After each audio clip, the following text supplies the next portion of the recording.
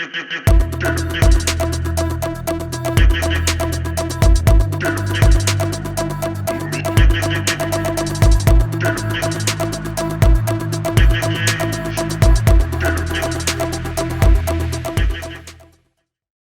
gente passa a palavra então para o Roberto para fazer a apresentação do capítulo.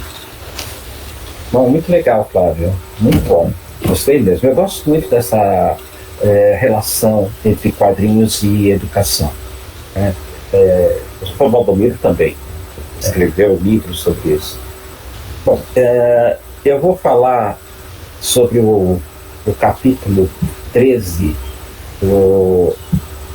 Eu vou colocar aqui a apresentação. Deixa eu só explicar para o Írio e para a Flávia, né? Que a gente vai a cada mês nós discutimos um capítulo de um livro. E estamos agora discutindo o livro... Qual que era mesmo, Roberto? Então você põe... Comic Studies. Comic Studies, né? Que é um livro organizado por um professor norte-americano que tem vários capítulos. Então, só um pouquinho. Apareceu aí? Está aparecendo a sua tela. Aí, Comic Studies, Comic Studies, a guidebook. Deixa eu colocar aqui. Esse livro foi editado, coordenado pelo Charles Hatfield e o Bart Beattie. Ele é de 2020, né, bem recente, e cada capítulo é um autor diferente que trata de um aspecto das histórias em quadrinhos, né, faz parte dessa ideia de Comic Studies, né, os estudos de quadrinhos. Pode ser um estudo de linguagem, pode ser uma questão de produção dos quadrinhos, questões formais. O que eu vou comentar hoje é mais na linha do formal. O autor... Roberto, aperta só o botãozinho de ocultar, só para tirar a tarjinha ali embaixo. Tá, onde é que está? Embaixo, isso aí. Achei.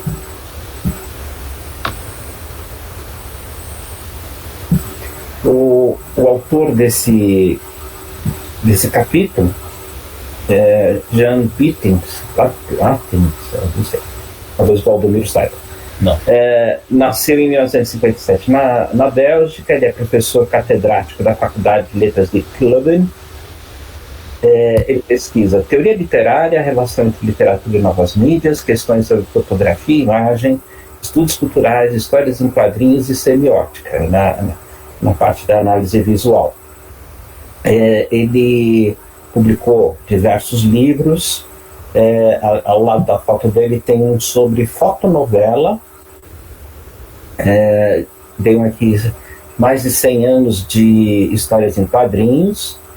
E esse último, de Graphic Novel and Introduction, eu tenho ele. Ele fala justamente sobre as graphic novels.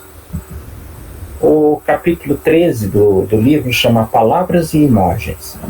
Esse autor vai estudar a relação entre esses dois elementos da linguagem nos quadrinhos. Então ele começa dizendo: é preciso ressaltar que os quadrinhos, embora frequentemente sejam definidos como forma híbrida que combina palavras e imagens, podem não conter palavras. Havia nos anos 20 e 30 romances xilografados sem palavras que anteciparam as graphic novels contemporâneas. Eu não consegui encontrar nenhuma imagem desses, não sei se o Valdomiro conhece. Bom, a ausência de palavras em tais trabalhos, entretanto, nunca é completa. Primeiro, os quadrinhos, mesmo sem palavras, são raramente apresentados sem qualquer acompanhamento verbal, sem o que Gerard Genet chama de paratexto. Título, sinopse, índice editorial, embalagem que deve estar se referindo à capa, né? Que formata a interpretação dessas narrativas gráficas. Em segundo lugar, as palavras não estão completamente ausentes dos quadrinhos, uma vez que a leitura dos signos visuais nunca se limita ao domínio visual. A semiótica visual tem demonstrado que tendemos a não apenas categorizar, mas também verbalizar o que percebemos. Então a gente olha para a imagem e a gente traduz a imagem em termos verbais, em termos de palavras. Aí ele vai citar um autor chamado W.J.T. Mitchell, que acredita não haver mídia visual, já que todas as formas de percepção sígnica envolvem uma larga gama de sentidos. Vemos e ouvimos textos enquanto os lemos, projetamos palavras nas imagens. Se a imagem pura, entre aspas, é liberada, entre aspas, de toda a cultura verbal, então impureza é a norma. De um ponto de vista clássico, a discussão de palavras e imagens é uma discussão de palavras versus imagens, pois na cultura ocidental são diferentes mais do que as analogias que têm sido realçadas. A história ocidental é profundamente enraizada no logocentrismo, ou seja, o conhecimento se dá a partir da leitura, que considera a linguagem mais valiosa do que a imagem. E também a história ocidental se foca na iconoclastia, que tende a desconfiar ou desvalorizar a imagem em favor da linguagem. Isso já não acontece no Oriente, né, em que palavra e imagem pode ser uma coisa só, né? Na escrita chinesa, japonesa, né? Aí ele vai citar o livro Laocoon, do filósofo alemão Gotthold Ephraim Lessing, foi publicado em 1767. É um estudo sobre estética, teatro e escultura. E aí o Laocoon se refere, a palavra, ao mito de Laoconte da Grécia Antiga, que ele desagradou Poseidon, deus do mar, e o Poseidon mandou cobras marinhas, monstros marinhos, matarem o Laoconte e seus 2 filhos.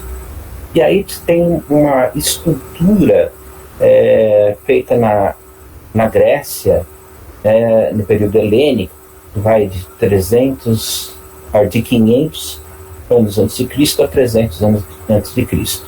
E aí ele vai analisar essa escultura. E aí esse filósofo alemão fala que palavras pertencem às artes do tempo, cujos signos são lidos consecutivamente, enquanto imagens pertencem às artes do espaço, em que os signos são processados simultaneamente. O filósofo alemão conclui que a palavra é o meio mais indicado para a representação de ações, enquanto as imagens fixas, no caso ele estava analisando as esculturas, devem focar na representação de descrições. Os quadrinhos realmente transcendem as artes de tempo e artes de espaço.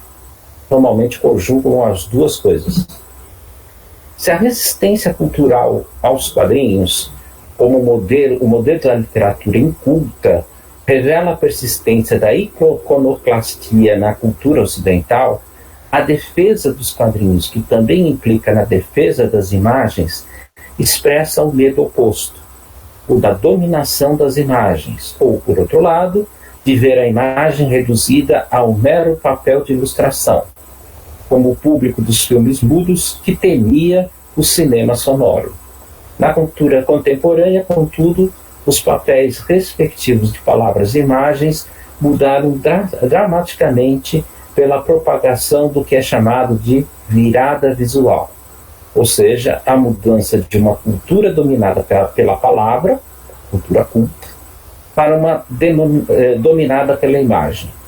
Nesse contexto, Roland Barthes, analisando as fotografias, sustenta que a imagem não mais ilustra as palavras, agora são as palavras que estruturalmente são parasitas da imagem. Para os quadrinhos, isso significa que as imagens não podem mais ser consideradas um mero suplemento a uma história subjacente, ou seja, um modo engraçado e fácil de contar histórias que são primeiramente roteirizadas verbalmente e então traduzidas em uma forma visual que não afeta a sua, entre aspas, essência verbal. A abordagem pós-mudança visual foca em dois elementos principais: a interação de palavras e imagens na página e os aspectos visuais, espaciais e arquiteturais das palavras e textos. Aí temos um subtítulo: conflitos, sobreposições e correspondências. Igualdade de palavras e imagens, obviamente, não significa identidade em todos os aspectos.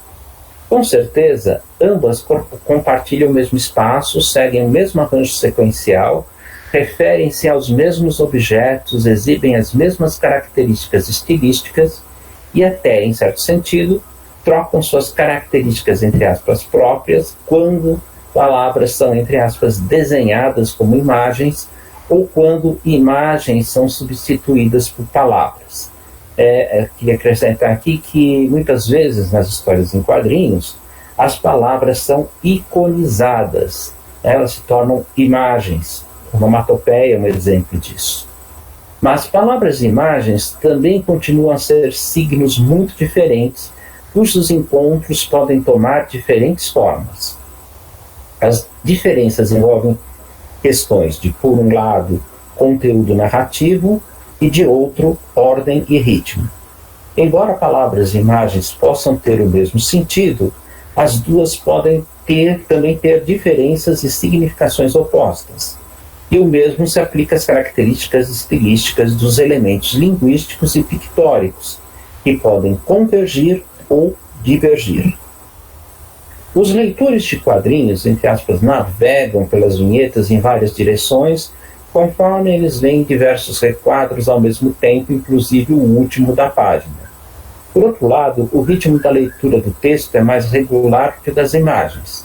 É importante distinguir qual abordagem geral ou norma determina o encontro de palavras e imagens na página. As possibilidades são infinitas, mas duas abordagens emergem. A primeira privilegia o desejo por simetria ou convergência. E palavras e imagens referem-se aos mesmos objetos e elas o fazem no mesmo estilo. Qualquer que seja o sistema empregado em uma obra, uma descrição em termos de simetria, tensão e variabilidade e invariabilidade se provaria uma ferramenta fácil e eficiente para traçar os modos nos quais as interações de palavra e imagem funcionam em vários níveis: requadro, página, capítulo, livro, série, etc. Até aqui foram examinadas as relações entre palavra e imagem, principalmente em termos de como a informação é transmitida. Entretanto, deve-se considerar uma segunda perspectiva: as maneiras nas quais a informação é apresentada. Certas tendências emergiram com esse duplo entendimento. Primeiro, o trabalho do narrador tem sido dividido nos aspectos verbal e visual. Então pode-se narrar a história em quadrinhos por meio de texto ou uma narração a partir das imagens. O ato narrativo sendo a combinação de ambos em um metanível por um mega narrador, que pode narrar tanto, ao mesmo tempo por texto e por imagem. Em segundo lugar, e mais importante, as próprias imagens ou os estilos em que são desenhadas são frequentemente analisadas em termos narrativos. A contação, em termos storytelling em inglês, a contação de histórias é também uma questão de desenho. E o narrador não é apenas uma voz, no sentido literal ou metafórico, mas também uma mão, a mão que desenha. Imagens não apenas comunicam informação, mas também contêm traços reveladores de um ou mais narradores, justapostos. O narrador tenta criar a ilusão de invisibilidade, quando a gente acompanha só o desenho, aparentemente não há uma narração. A mesma coisa acontece com o cinema. Você pode ter a voz off, é um narrador que aparece, ou pode ter apenas diálogos e imagens em movimento, que aí há uma, entre aspas, neutralidade ou invisibilidade do narrador. a presença de um narrador visual, um, entre aspas, grafista, segundo Philippe Marion, varia entre duas posições extremas. De um lado, um estilo gráfico, entre aspas, objetivo ou transparente, encoraja o leitor a olhar através das imagens. Por outro lado, um estilo gráfico mais subjetivo ou autorreflexivo conclama o leitor a olhar para as imagens. O texto escrito no interior dos quadrinhos tipicamente compartilha dessas variações de estilo. Os quadrinhos provavelmente constituem um meio que melhor combina com o antigo anseio para a conexão física real do narrador com o artesanato de narração, escrita e impressa, e se perdeu pela progressiva difusão de máquinas tomando o papel e o lugar do narrador corporificado. O narrador não é mais ouvido e seu texto lido não é mais escrito à mão, falhando para sustentar o relacionamento com o corpo do seu criador. Um dado trabalho pode sempre mudar de uma posição para outra, e as mudanças no grafismo implicam na geração de informação narrativa significativa, inclusive informação sobre a instância gráfica. A inclusão de fotografia em mouse, do Art Spiegelman, por exemplo, não é apenas um sinal de maior veracidade, mas também um modo de sugerir um alto grau de envolvimento emocional. O narrador parece ausentar-se da história, trocando seus desenhos subjetivos com fotografias objetivas no momento em que a história ameaça cair no indizível. Aí eu coloquei aqui no pé da página um trecho, metade de uma página do mouse, logo em cima, uma mão desenhada segura uma fotografia dele com a mãe. Então, essa troca que o autor se refere. Você tem aí uma relação subjetiva com texto e imagem e uma relação objetiva com a fotografia reproduzida. Na maioria dos casos, as alterações no estilo gráfico são limitadas a intervenções localizadas. O grau de objetividade ou subjetividade mudam para realçar certos momentos-chave da história. É o caso de Asterios Polyp, de David Mazzucchelli, que muda o ponto de vista e o estilo de acordo com o assunto. Aí eu coloquei a mesma imagem que aparece no capítulo, tá? É um trecho dessa graphic novel Asterios Polyp. O protagonista é um arquiteto de renome e as cores e as formas refletem o que o personagem ou os personagens estão sentindo naquele momento. Então, a ex-namorada dele aparece em tons de vermelho, cor-de-rosa e tal, e ele aparece em azul e todo desmontado, como se fosse aquele bonequinho que é usado para os artistas copiarem as posições. Um termo que é muito usado hoje em dia não é mais desenhista, é artista gráfico, porque na verdade eles estão fazendo arte gráfica com os quadrinhos. E o curso não é mais de desenho para história em quadrinhos ou história em quadrinhos. O curso que forma os desenhistas atualmente produção gráfica. As mudanças no estilo visual, em outras palavras, não são apenas um modo de enfatizar esse ou aquele local expressivo ou detalhe narrativo. Elas forçam o leitor a focar na relação sempre em mudança entre o estilo das imagens e a representação visual dos elementos textuais, que são cruciais para assegurar a posição da voz narrativa.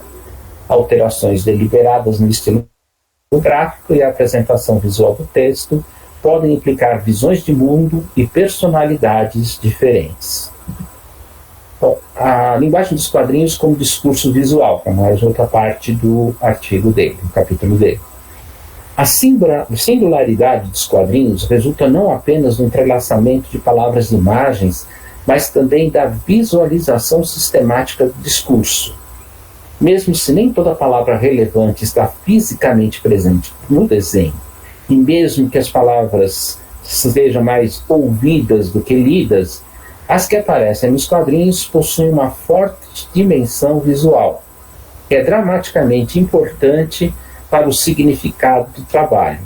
Pode-se analisar essa dimensão visual a partir de dois fenômenos diferentes, mas fortemente interligados. Em primeiro lugar, os elementos verbais dos quadrinhos podem assumir múltiplas posições espaciais em relação aos elementos aos quais eles estão conectados, podendo estar em recordatórios separados dos desenhos ou flutuar em balões de pensamento. Mesmo hoje, recordatórios têm uma aura de literariedade que é explorada por autores que anseiam acentuar as singularidades de seu estilo verbal. Então, na verdade, são aqueles mais prolixos, né? Assim como as qualidades puramente visuais de seus desenhos. Do ponto de vista visual, o balão pode ser uma influência invasiva e disruptiva na composição da vinheta. Ele está dizendo que a inserção do balão dentro da vinheta acaba sendo uma intervenção na narrativa visual. E eu estava me lembrando de uma história em quadrinhos francesa, começo do século XX, Les Pièces Nickelés, do Louis Fauton. Eu tenho um álbum da final da década de 20. Tem o quadrinho com o balão e embaixo do quadrinho texto. Então tem 2 ou 3 formas narrativas: o desenho, o diálogo dentro dos balões e o texto narrativo na parte de baixo da vinheta, que muitas vezes é redundante com aquilo que o leitor está lendo, né, em termos de imagem, em termos de balões, né, a parte verbal que está dentro dos balões. Essa questão do balão ser invasivo e disruptivo na composição da vinheta já não mais causa espanto nos leitores, porque a gente está acostumado a ver a presença do balão e de recordatórios no interior das histórias em quadrinhos, né, na parte diegética dos quadrinhos. Por outro ângulo, o uso de balões também pode servir para enfatizar a autonomia de uma única vinheta. O recordatório pode ser estendido por uma camada inteira e pode se referir livremente por várias vinhetas e a várias imagens que compõem a sequência. Um exemplo disso é a adaptação do Em Busca do Tempo Perdido, Marcel Proust, para os quadrinhos. Então você tem um recordatório em cima de 3, 4 vinhetas. Então o texto vai em cima dessas 3, 4 vinhetas e elas vão embaixo. Balões, ao contrário, são mais frequentemente ligados a uma única imagem. E por isso tentem a limitar a ambição narrativa de um autor que deseja um modo menos segmentado de narrar. Não apenas imagens são, entre aspas, ancoradas pelo conteúdo semântico das palavras que as acompanham, elas também estão, entre aspas, acorrentadas pelas vinhetas. Lógico que tem o balão em off, né, que ele não está considerando, mas é um caso singular. Portanto, a reação contra os estereótipos comerciais das vinhetas e tiras como unidades básicas de composição é frequentemente acompanhada de uma suspeita análoga em relação ao balão. O segundo aspecto da visualização do discurso tem a ver com a forma material e o tamanho das letras, palavras, pontuação e, mais genericamente, a segmentação de cada unidade. Nos estudos literários, os aspectos amplos que têm a ver com a dimensão visual da palavra são chamados gramatextualidade. Esse autor vai usar várias vezes esse conceito. As primazias que se manifestam na presença visual enfatizam as formas da letra, o uso do negrito, por exemplo, para enfatizar determinadas palavras, para colocar em primeiro plano as informações-chave de uma frase.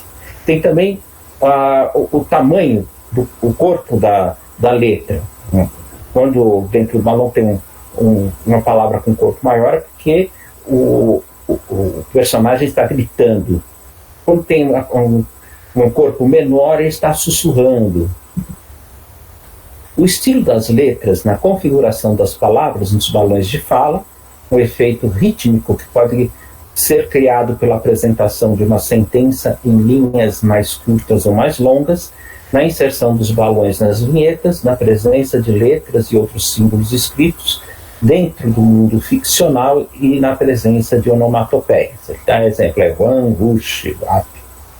Um bom exemplo de gramatextualidade pode ser encontrado no capítulo 6 de Cages, onde pode ser vista a letra simples do discurso de uma mulher idosa, solitária e abandonada, na verdade um monólogo dirigido ao seu papagaio, para mudar de repente para um estilo mais expressivo. Inclusive o formato dos balões é bem diferente dos balões tradicionais, que está aqui à esquerda da página. O uso dos recursos da gramatextualidade não se restringe aos quadrinhos abstrato ou avant-garde, que muitas vezes fazem questão de borrar a distinção entre o verbal e o visual. Isso também pode ser usado pelos quadrinhos comerciais, mainstream, que objetivam uma transparência mimética e uma leitura fácil, mas também brincam com a dimensão visual de seus paratextos, em particular de seus títulos. Aí ele vai dar o exemplo do Little Nemo, do Winsor McCay. O McCay integra completamente as palavras dos títulos em seus quadrinhos, está claramente visível na parte superior da página. Então ele dá esses dois exemplos, as duas páginas do Little Nemo. São histórias, páginas que saíram, a que está à esquerda saiu numa semana e a que está à direita saiu na semana seguinte, é uma continuação. A interação entre paratexto e texto é dupla. Primeiro, há uma correspondência semântica entre a data de publicação e os sonhos do protagonista. Em segundo lugar, a forma das letras é manipulada para reforçar ainda mais a ligação entre os blocos da imaginação do autor e o resultado final da página, com a interação entre paratexto e texto. É interessante notar que quando os personagens estão debaixo d'água, as linhas que indicam a presença da água também se sobrepõem aos balões. E quando eles estão fora da água, os balões estão normais. Mais radical é o que o George Herman faz em Crazy Cat, tira publicada entre 1914 e 1944. Na verdade, não era uma tira, era uma página dominical, com variações nas formas das palavras Crazy Cat, que o leitor é convidado a usar como uma chave, quase no sentido musical da palavra, para o texto. Toda história em quadrinhos do George Herman pode ser vista como uma série de variações gramatextuais, com um impacto temático na própria ideia de palavras na página. Aí ele dá esse exemplo aqui. O Ignatz, que é o ratinho, ele está concorrendo a um cargo, ele pede para o pássaro fazer fumaça com o cachimbo. E aí o pássaro faz no céu, elejam Ignatz, o rato.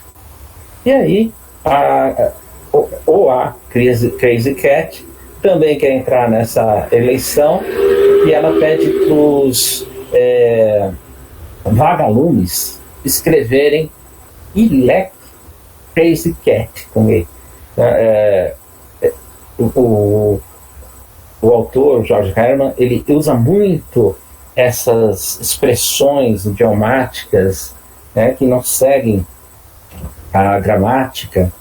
O Seeger, do Popeye, também no começo fazia bastante isso. E aí os vagalumes formam, né, essa frase no céu.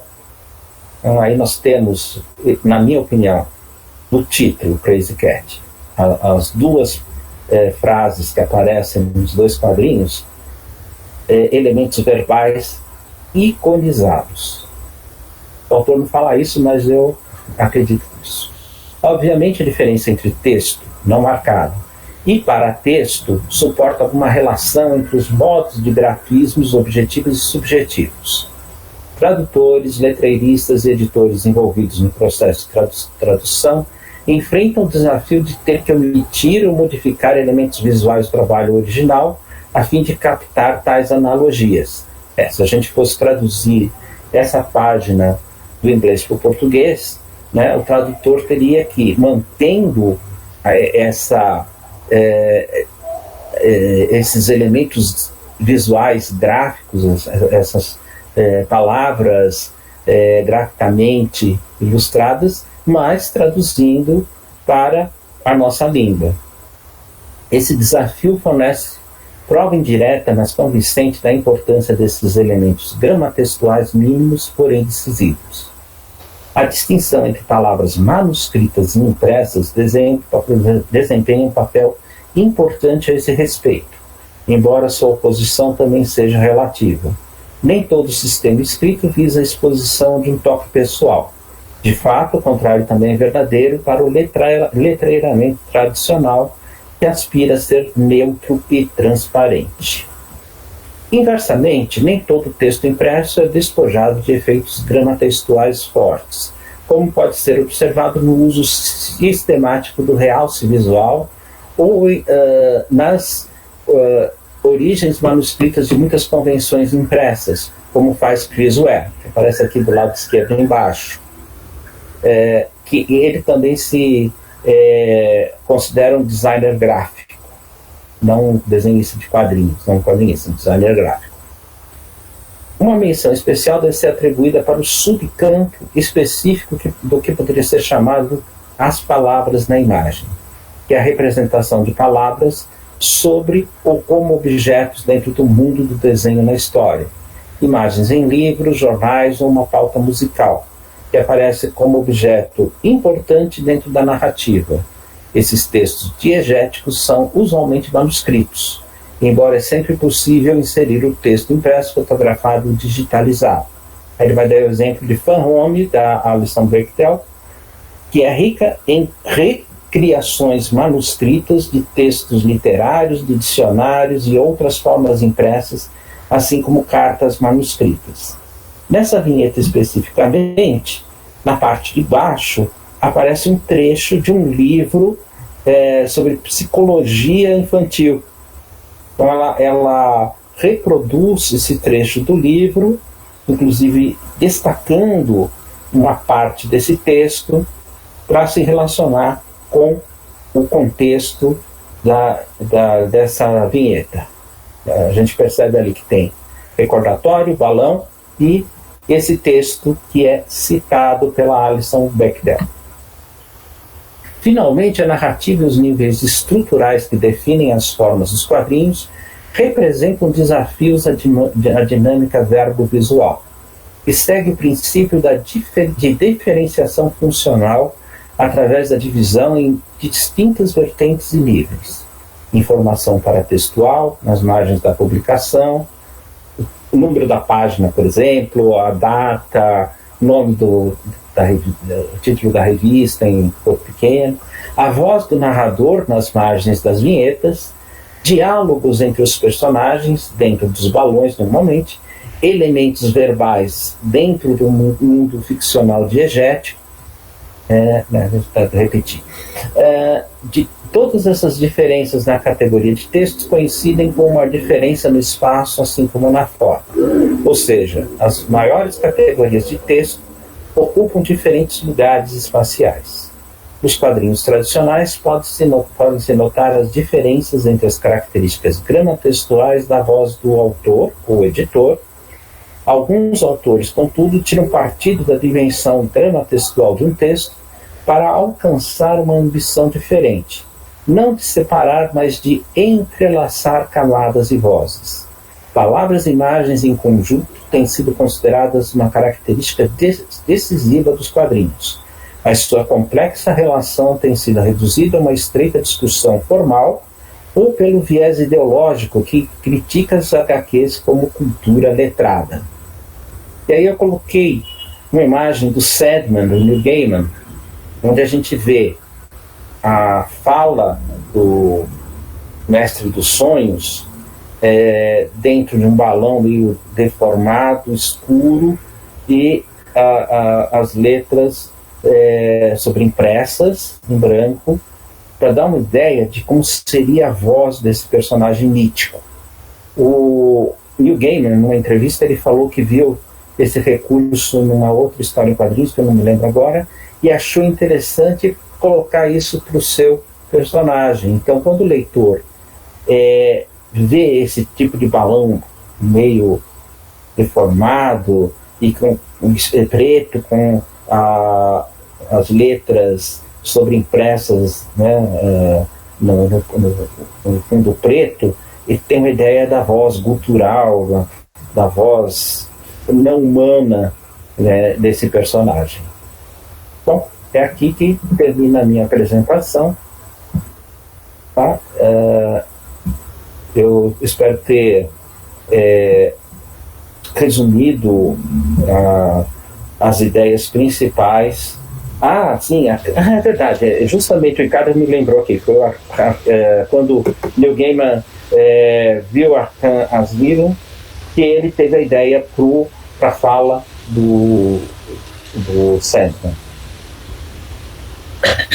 Eu lembro também, Roberto, do Monstro do Pântano, que também falava de um balão diferenciado, como se estivesse correndo lodo da fala dele. Se não me engano, era verde. Era, não me lembro mais. E sim, esse capítulo é muito interessante para focar nessa relação de palavra e imagem na história em quadrinhos. Isso é uma apreensão do verbal dentro da narrativa, que é principalmente visual. Então, a gente imagina, como ele fala, né, dessa linguagem neutra do narrador, mas também há várias outras possibilidades plásticas do uso da linguagem verbal.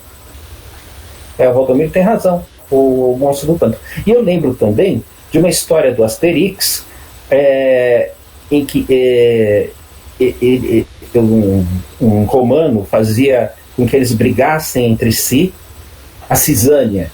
O álbum se chama Cisânia. E quando eles ficavam nervosos, o balão ficava verde, né? E as palavras, as falas sobreimpressas nesse fundo verde do balão, indicando que eles estavam irados uns com os outros. Você vê que existem muitas possibilidades que não são exploradas muitas vezes, né?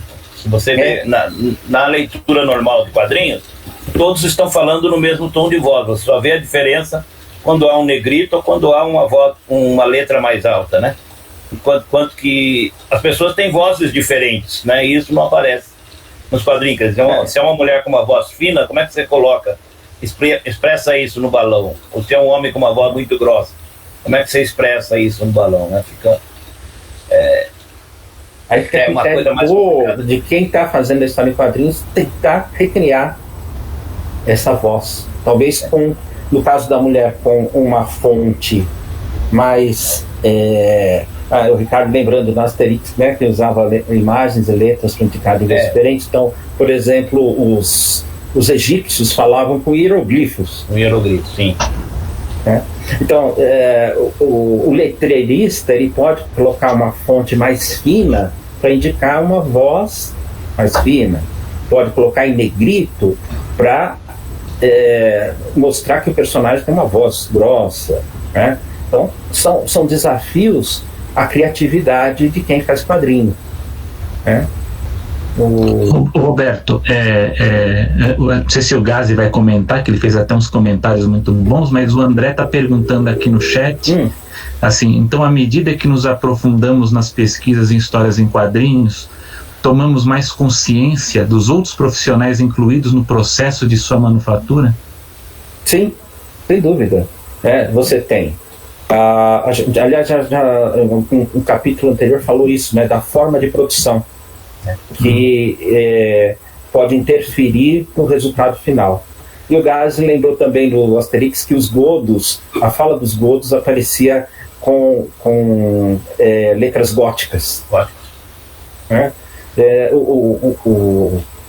O Derzo e o Goscinny, eles eram muito bons em trabalhar com... O último álbum também que saiu agora, Asterix e o Grifo, o Grifon, os russos, né, que não eram russos ainda, falavam com alguns elementos do alfabeto cirílico.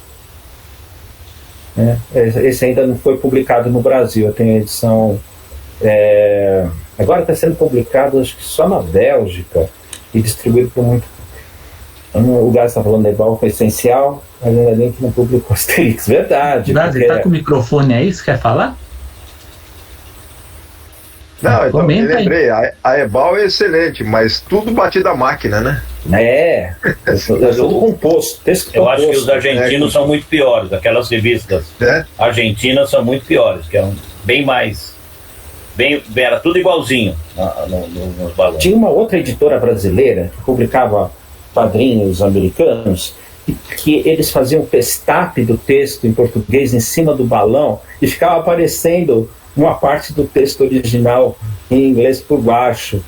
Eu não lembro que editora que era uma editora pequena, mas eles pestapavam o texto composto em português em cima do original, dentro do balão, em cima do original americano, e sempre sobrava alguma letra, alguma coisa fora da tradução em português. E sem falar que as traduções foram, durante muito tempo, ruins, né? Era assim, meio caseira, né? Não tinha um tradutor contratado. Isso também interfere na leitura. Hoje vira até um caso de piada, né? Se você pegar umas revistas dessa.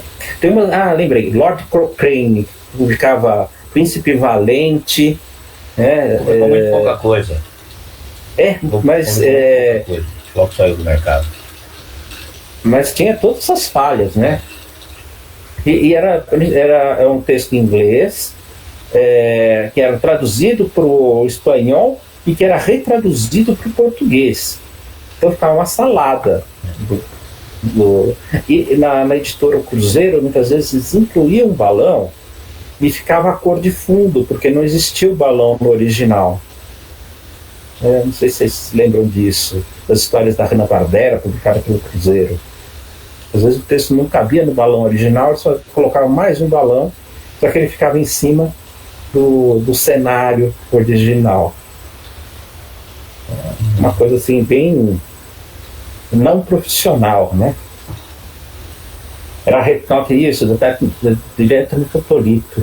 Mas antes do fotolito,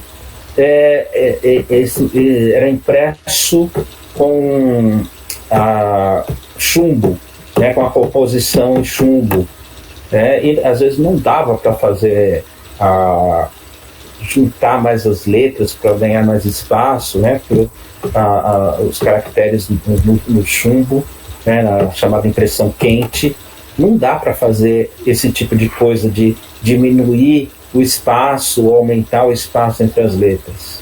Elas têm um tamanho determinado. É o que o André está falando, quer dizer, no analógico era muito mais difícil fazer esse tipo de mudança, né? Agora com o computador você aumenta o balão, as letras e tal. Do mesmo jeito que no jornal. Eu trabalhei em jornal e no final do fechamento tinha a revisão. Não cabia texto, cortava.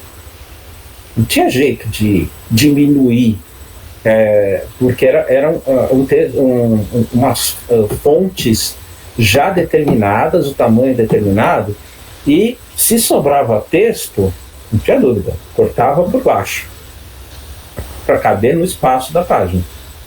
E às vezes entrava um anúncio e o texto tinha que ser cortado para caber o anúncio ali. Então, é interessante porque agora com o computador, Roberto, por exemplo, nos Estados Unidos, eu não compro mais gibis americanos, norte-americanos, então não sei, mas deve ter uma padronização com a Comics, aquela fonte, né? E aí perde a questão do artista. Por exemplo, essa do John Byrne, do Chris Claremont, quando eu li, que eu me detive melhor. Quer dizer, tinha letristas com estilo e com uma composição de manufaturada da letra lá que eram melhores que outros. Hoje em dia, basta contratar um letrista que digitalize, creio eu, nos gibis de super-heróis norte-americanos, né? Tô pensando e quando eles são publicados no Brasil, vem a mídia. Então, a mídia já tem ali o texto original, o letrista vai apenas digitar em português a tradução, porque a fonte e o corpo já está ali pronto. É um template. Isso complica bastante a situação. Se de um lado antigamente era muito caseiro, né, hoje fica uma coisa, aquela impessoalidade de que fala o autor do capítulo. Não, Roberto, eu não sei se foi impressão minha, mas eu fiquei com a impressão que o autor do capítulo ele valoriza mais as palavras do que a imagem. Você não ficou com essa impressão também? Sim, embora ele seja um autor que trabalha com análise visual. E ele está falando dessas relações entre imagem e texto, mas realmente, você tem razão. Ele dá o que ele critica, por exemplo, do logocentrismo na sociedade ocidental, ele está fazendo no seu próprio texto. Mas eu acho que é justamente para ir contra as críticas de que a história em quadrinhos é uma literatura menor. Que ele fala no final, que não seria inferior à literatura culta. Inclusive eu acho que é um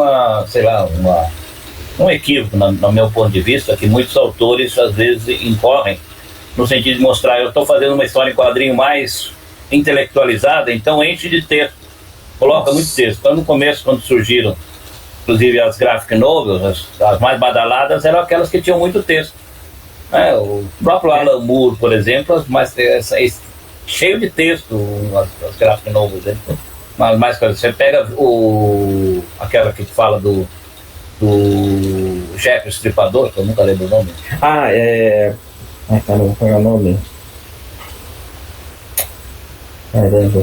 Bem, tinha uma cartola na capa. Essa daí.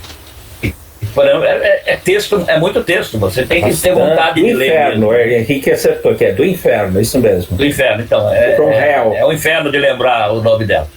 Então, você tem que ter muita vontade de ler, porque é muito texto, né? É muito texto.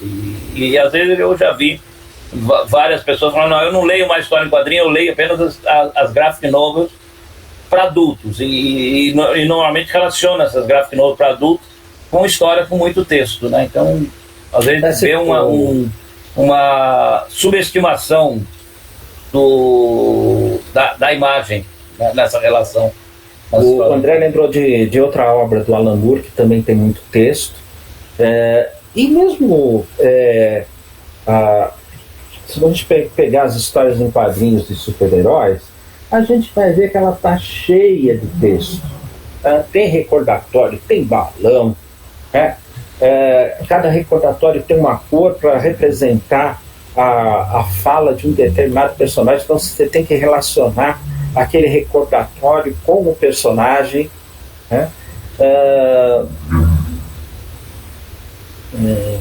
O Gazi está falando do Zé Carioca, mas está cortado aqui. Fala, Gazi, fala. Não, perguntaram da Lilian Mitsunaga, eu achei sobre ela agora, é isso. Ela é chefe, né, dona da empresa que faz letreiramento, não é? E não só letramento, colorização. Agora ela desenvolveu o seu próprio tipo, né? Ela tem um tipo próprio. E tem um tipo próprio que ela faz. Ela não faz mais a mão. É uma profissional fantástica. É uma profissional fantástica. Ela está criando uma série de outros artistas, letreiristas muito bons. Né? E eu queria lembrar também que nos anos 60 e 70, os gibis dos super-heróis da Marvel também tinham uma imensidão de texto. Quando o Stan Lee fazia o roteiro, né, ficava um monte de recordatório com adjetivos superlativos, né, o nosso grandioso herói, né, e vinha, era um texto maçudo dentro da vinheta. Principalmente o Surfista Prateado, né? O Homem-Aranha também. Então ficava aquele monte de recordatório. Eu sempre achei que a melhor história em quadrinho é aquelas que dosa bem, que tem existe um equilíbrio entre texto e imagem. Sempre achei isso, mas... Eu acho que o texto ele tem que entrar quando ele é necessário. Quando ele é necessário.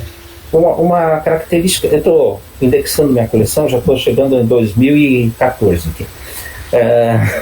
Faltam 10 caixas para eu terminar de indexar. Eu tenho notado que nessas revistas recentes tem muita narração em primeira pessoa. Que é uma narração super fácil de fazer, né? Colocar o personagem narrando dentro do recordatório. O legal é narrar com imagens. O André tá certo aqui. É difícil equilibrar essas duas coisas. Inclusive, nós temos um artigo que vai sair agora na revista Nona Arte, que defende que houve um progressivo abandono do balão de pensamento. Ele foi substituído nos últimos tempos. Tem vários artistas que defendem isso. Ele foi substituído pela legenda, pelo recordatório. Sim, a gente quase não vê mais o balão de pensamento. Mas principalmente nos quadrinhos de super-heróis, né? E esses quadrinhos de super-heróis, você tem uma divisão. Você tem o roteirista e você tem o desenhista e tal. Então, parece que assim, o roteirista ele quer mostrar que ele está presente na história. Então ele vai colocando muito. Também influência da linguagem cinematográfica. Mas eu lembro de aquele livro do François Truffaut, com entrevistas com o Hitchcock. O Hitchcock dizia assim, que se tirar o som dos filmes sonoros dele, falados, as pessoas iam entender a história completamente. Então, ele começou no cinema mudo. Então, o Hitchcock acreditava que, tirando o som, tirando a fala, ainda assim as pessoas iam entender a história. Legal. Bem, acho que já são 10, 12. Já passou do nosso tempo aqui, podemos já encerrar. Qual que é a próxima? Eu estou sem o livro aqui, Roberto. Qual que é? O capítulo 14 sobre super-heróis. Quem que tinha? Eu não lembro quem era a pessoa que tinha se oferecido. Não era o gaúcho lá? Não lembro. Eu acho que foi sim. Eu não lembro. Eu preciso olhar na gravação do mês passado para lembrar quem. A gente cobra ele falou. Que ele se ofereceu. Esperar que ele não esteja arrependido da. Mas capítulo sobre super-herói vai ter um monte de gente querendo fazer. Com certeza. Pessoal, vamos fazer a nossa foto. E quem puder abrir as câmeras aí. Puder abrir a câmera aí. Bonito. Só uma pergunta aí pro Roberto. Faleceu no mês de junho a Teresa Seidenberg, esposa do Seidenberg.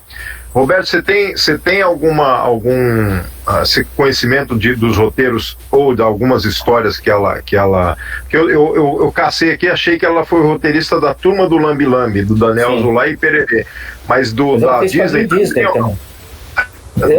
Naquela época não tinha crédito, né? Selby, você conhece alguma história? Não lembro agora. Não, eu vou mencionar isso, porque eu insiro os falecidos, né? Infelizmente, o ano passado foi demais. Esse ano está tendo muito. Esse ano também. Tá tendo muito. Quando tem o Ângelo Agostini, aí me avisaram que ela faleceu, eu tô inserindo, mas aí eu fui procurar, só achei sobre a turma do Lambi Lambi. Mas na verdade, ela fez muito roteiro para várias revistas da Abril. Vamos lá. Vamos fazer a Eu foto. conheci a filha dele. Vamos lá, vamos registrar. Vamos lá, 3, 2, 1. Todo mundo saindo bonito na foto. Legal. esqueci da minha máscarazinha aí, mas. Tá bom, hein? Tchau. Boa noite a todos, Boa então. noite. Peraí, vamos combinar a data, vai ser 8 de julho. É 8 de julho, você falou? Isso, 8 de julho. 8 de julho, então nos vemos nessa mesma bate-hora. E Mesmo aí você fica bate-canal. de ver também alguém que vai apresentar alguma pesquisa. Mas eu vou ter que falar com alguém. Legal. Então, 8 de julho, gente. Professor. 8 de julho.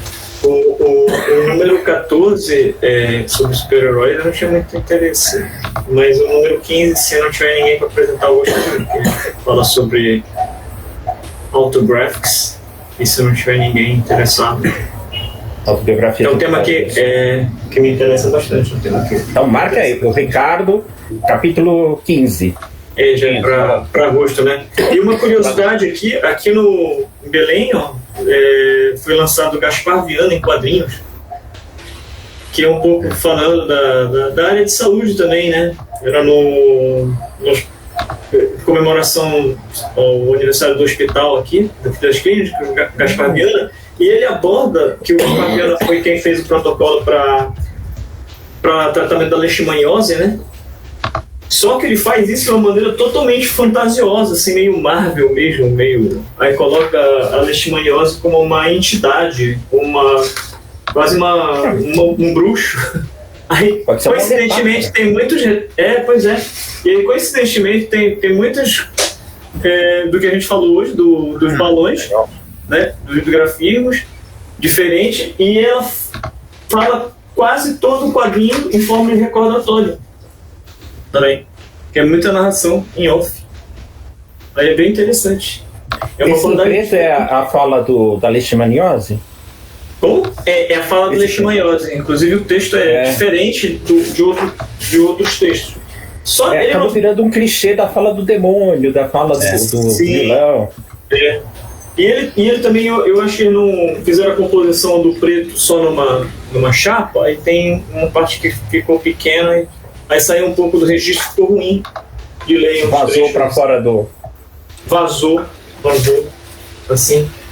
Mas assim, bem interessante como eles trabalharam a questão da saúde, trazendo para essa linguagem de super-herói. Legal. Pessoa. Beleza. Então, o capítulo 15, o Ricardo vai apresentar em agosto. Em agosto. Tá. Então, nos vemos mês que vem. Então. Tchau, gente. Tudo de bom. Um abraço a todos. Boa noite. Obrigado, Flávio. Bom, gente.